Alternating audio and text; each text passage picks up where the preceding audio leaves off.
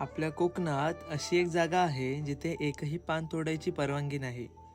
नमस्कार मित्रांनो, मी रोहन आणि काय आहे कोकणातच्या एपिसोड 3मध्ये आज तुम्हाला मी घेऊन आलो आहे वेंगुर्ला निवतीजवळ असलेल्या श्रीदेव डुंगेश्वर देवस्थानाकडे.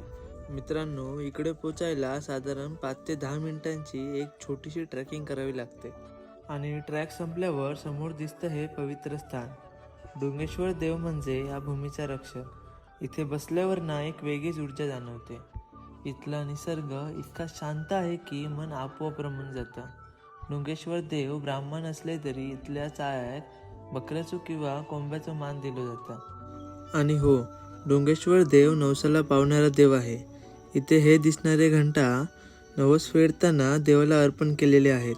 तसेच नवस फेडताना वस्त्र किंवा भगवा झेंडा देवाला अर्पण केला जातो. अशी ही आपल्या कोकणातील एक शांत, पवित्र आणि वेगळी जागा. अशा आणखी हिडन जागा पाहायच्या असतील तर लाईक, कमेंट आणि फॉलो करायला विसरू नका. आणि सांगा पुढचा एपिसोड कुठला.